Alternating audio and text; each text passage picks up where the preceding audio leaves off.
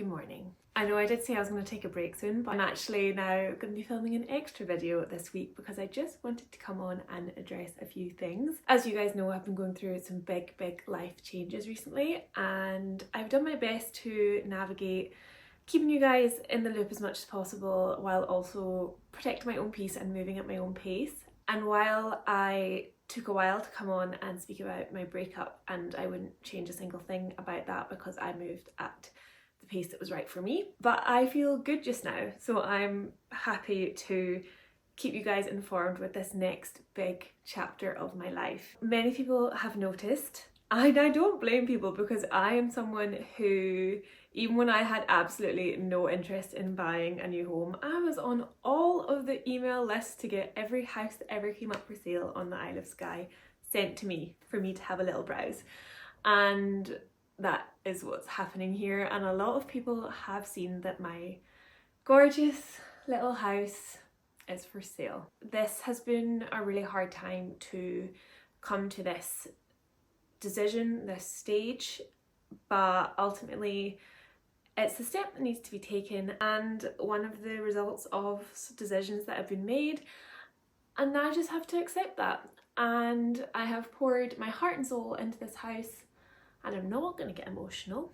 Kidding, I so am. Who do I think I am? I'm gutted to leave, but also in the last few vlogs I've been kind of talking about how I've been struggling a little bit with some things, and it has been that lead up to selling the house. But now that it's on the market, I feel a sense of calm, which is a relief, you know? There's no, this is all wrong. It feels like it's a sad step, but it's the right step. And some words I've been living by is that it's okay to feel sad about making the right decision. So obviously selling the house means I am leaving this house, but am I leaving the island? You can't get rid of me that easily. Something that's really come to light after all of this is just how settled I am here. And it's funny because in the past I have spoken about like this worry of like, have I found a strong circle here? Obviously I live 7 hours away from my family. I have a really solid friend group back in my hometown. I have friends near the central belt, and that's been hard, and I think that maybe made me lose sight of what I did have here. This breakup and everything I've been going through has just shown me so clearly this place is home, and my circle and my support network here is some of the most amazing people, and I've felt so looked after, taken care of and supported. And what I've built here, it's a shame that it took something so hard and sad to make me realise how lucky I am, but I really see that now, and I can't leave. I can't go. And I guess some people maybe don't know the context of me having went through a breakup, and that's why I'm getting a lot of DMs asking if I'm leaving the island, when no, it's just the logical step was that we bought it together, we sell it together. There was a lot of back and forth on whether that would be what we do, but that's the decision we came to in the end. So there's an update from me. I wasn't sure if I was going to talk about it, but then you can't really avoid something that is there for everyone to see on the internet. And like I said, I feel fine talking about this, so I'm glad to keep you guys in the loop. Obviously I'm gonna have to get a new place, and buying a house is one of those things that until those keys are in your hand and you are stepping foot through that door as the owner, it does not feel real. It feels like it's teetering on the edge and can go anytime. And also buying a house when you're selling your house to buy is also really hard. A lot of people will say you can't even come view a house until your house is under offer, which is so stressful, because what if by the time your house is under offer there's no house on the market that you want? Like, I just hadn't ever considered how fully lucky I was to buy this place as a first time buyer. But where I can, I will be keeping you guys in the loop as much as I can. And I have had a big old sense of nervousness around going from showing you guys like life in a house that's all like cozy and put together. Something that always really like touches me is that people are inspired by my home and my life in my home. And it's scary to like think about going somewhere that's not where I want it to be. I guess the fun of it is also getting to take you guys along on the journey, and you know me, it'll need to be a fixer-upper. I can't imagine going into somewhere that's like move-in ready. So next steps, There's going to be a big old project on the go, but I can definitely see myself being in this house for a few more months, just with the time of year. That was another big stress, the house coming to the market in November. Not the best time of year to be selling, but you just got to have faith and trust in the universe and hope. Hopefully by the new year will be time to move somewhere new and somewhere very much on the Isle of Skye. This place is my home and I'm so lucky to call it that. And I have a lovely little day lined up, so I thought as well as this yappy intro, I'll just continue the vlog on and show you a few bits and bobs of what I have on today.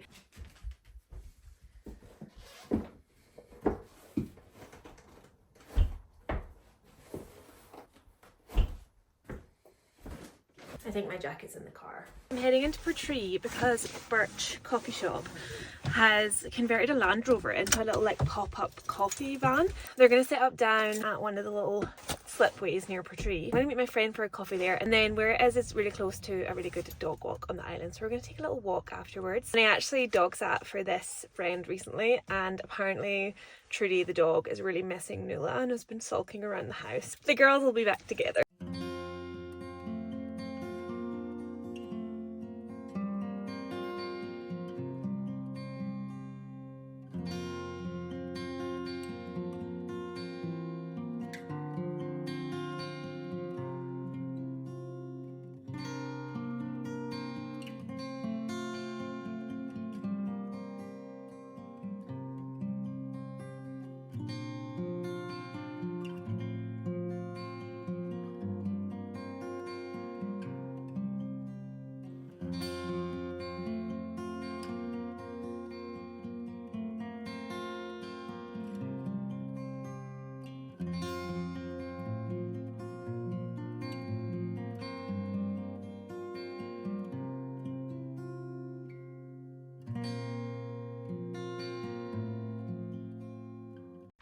I'm home from Portree and I'm absolutely starving. I made dal for dinner last night. I had never made dal before and I'm pretty chuffed with it. It's from Mira Soda. Her book Dinner. I got Dinner and East because everyone was just raving about her recipes. So far so good. I cooked with tamarind paste for the first time. I'd always seen it in recipes but never included it, like I'd always just miss it out. And I tasted it before the tamarind paste went in and after, and packs a punch. It's very yummy. I also made some flatbreads last night. I feel like you're maybe pointing quite high up. Stay. Anyway, made some flatbreads, and I done the ones from Mira Soda's book. And they had yeast in them. I usually do yeast-free flatbreads just because they seem simpler, and honestly I don't really know. I think they taste much the same as the ones with yeast. So if you're thinking about doing flatbreads, I would say you don't really need to bother with the yeast.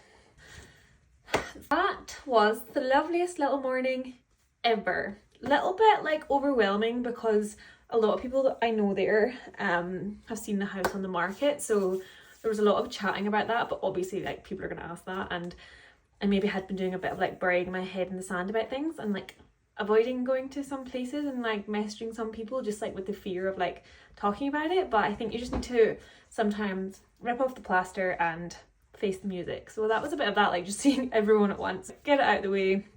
And everyone was so kind and sweet and like just encouraging me that everything's gonna be fine, so that's nice. Also, when people on the island come up to you and they're like, "You're not leaving, are you?" And I don't know, it's quite touching that people would say that kind of thing. So yeah, but apart from that, it was also a fundraiser for the Gaza appeal, so that's amazing, and just a really, really cool setup. It was proper. I pretty much knew every face there. Everyone was very local, and this time of year is just proper, like everyone coming out of the woodwork and catching up again, and it was lovely. And then had such a nice walk after, and then a wee mooch around the shops. So actually, can I imagine a more perfect Saturday? No, but it's only going to get more perfect because my friend Claire actually, oh no, you're balancing on it, wrote a cookbook, and it's incredible. I've only made one recipe from it so far, but it's actually unreal. Oh, it's that one that I made, the crofter koftas. So they're lamb koftas with black pudding in them. Oh, and they were insane. She's having a little party tonight to celebrate her writing this book. So that's what my evening's got in store. But right now I'm going to eat this dal because I'm wasting away to a shadow over here, and have a chill afternoon and then get ready to head out. Oh my gosh, best weekend ever. Scotland is playing the All Blacks in rugby. We're probably going to get annihilated, but there's something about sitting at home watching a rugby game. I'd much rather be at Murrayfield, but oh, this is just the coziest feeling in the world. This is the best moment ever, this first note.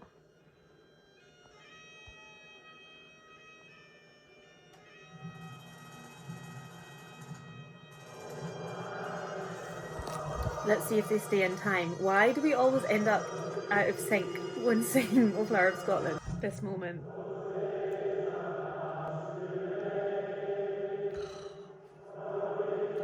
Gets me every time. Oh my god, I just realised we're gonna get the haka as well.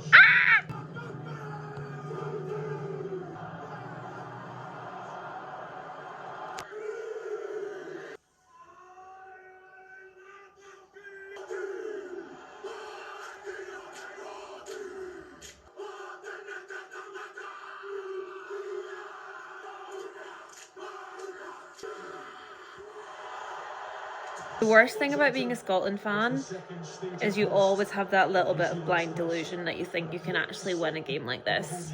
And I genuinely think we maybe can. And it's gonna kill me. I actually was in physical pain for the longest time when I used to think they were booing a player for Scotland. But it turns out it was actually Pierre Schumann, and they're going like "skoo" or is it "shoo"? I thought it was "boo," and I was like, that's so mean, stop doing it. But it actually just means, oh fuck. Oh no. This is going to be painful. Darcy Graham is such a wee honey, I actually love him. There are two Darcys. Not looking too bad. This is the delusion coming back.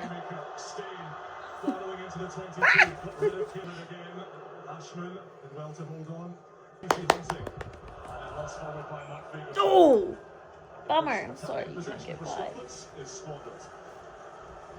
Nuala actually until last year in the Six Nations, this year's Six Nations, never seen Scotland lose to England at rugby. She was a good luck charm from like the year we got her. Scotland bet England every year from the Six Nations until this year. We don't talk about this year.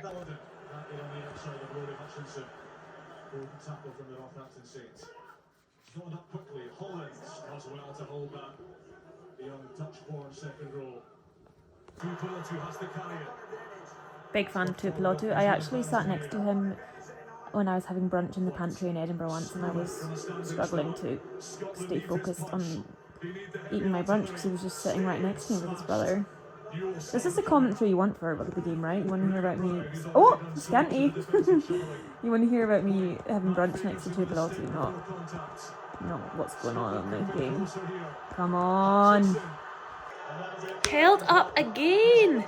I always say Scotland going into half-time losing is such a good thing for us, and it's turning out so far so good.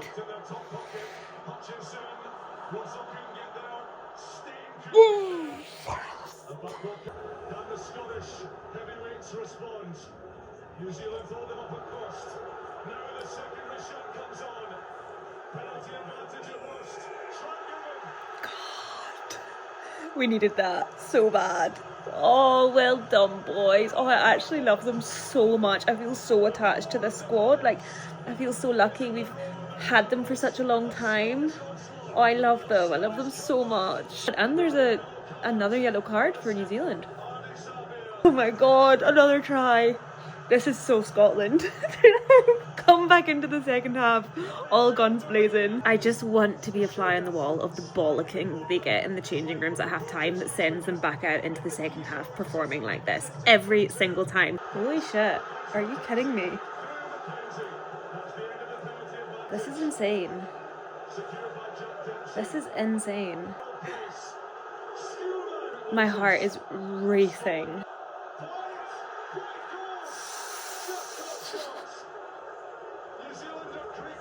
Scumin! Boo. Skew. Boo. Kidding, I still love you. Oh, potential try, but they're checking the grounding. Oh shit, that's not down. Stop it. Oh! Third yellow card for the All Blacks. You can tell when the Scotland fans are in a good mood and enthused by a game because they don't do that Scotland chant. They sing "O Flower of Scotland" again and again and again. I love it. Look at this. Jeez, oh. Bummer. It wasn't meant to be. I feel a bit like queasy after that game. It gets you so nervous and I'm just gonna get ready for this little book launch now. This is new. I got a little case for my makeup, which I just love. I had it in like just a makeup bag before. I wasn't always seeing everything that I have in my makeup bag, if you know what I mean. Like now, I've not put everything back very neatly, but like I can just find everything so much easier, which is really, really good. I'm just gonna put makeup on over what I've been wearing today. I don't know what I'm gonna wear tonight, if I'm honest. I haven't been to an evening event on the island in quite a while. I'm also technically going myself tonight. A lot of the people that were at that coffee thing today are going to this tonight. It's the kind of same circles. Actually, fun fact, Claire, who's wrote this book, who this book launch is for, was on My Kitchen Rules with Neil, who runs the coffee shop that was doing the coffee pop-up today. There are just so many inspiring, cool people. And then Neil's brother runs Scorrybreck, which is, if people are coming to the Isle of Skye, Scorrybreck's my like #1 treat yourself meal recommendation. Scorrybreck and Edinburgh Lodge, both of them are unreal, which is funny because everyone knows about the Three Chimneys, and the Three Chimneys is good, but there's so much more to Skye's dining, especially that higher end kind of dining, than the Three Chimneys. And I just have a soft spot for Edinburgh and Scorrie. Yeah, so I feel kind of quite comfortable going myself because I know I will see a lot of people that I know there. I guess it is a little bit like nervy, like still though, going yourself. This is my current favourite blush. It's Refi in the colour Wine, and it's stunning. I usually like would put blush straight onto my face, but I've started trying to apply it to my brush instead, and that's actually really helped with the placement of my blush and also not going too heavy handed. So I just really slowly build it up. I move up my cheekbone in circular motions, and I think for some reason that just helps me be a bit more light-handed with it. Temptation to go OTT with blush is real, but I think that'll probably do me. Oh, I really want a strong blush look. Maybe I'll do a little bit of powder blush. I'm gonna regret this. A wee bit on the cheeks. Oh, that's nice actually.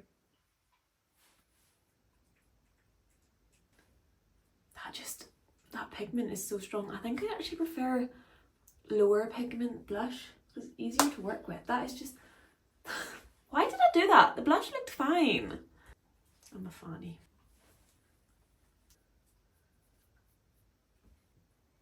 I don't know if I've raved to you about brown mascara for a while, but just here to confirm that I'm still pretty obsessed with it and don't see me ever going back to black mascara. Oh, setting spray.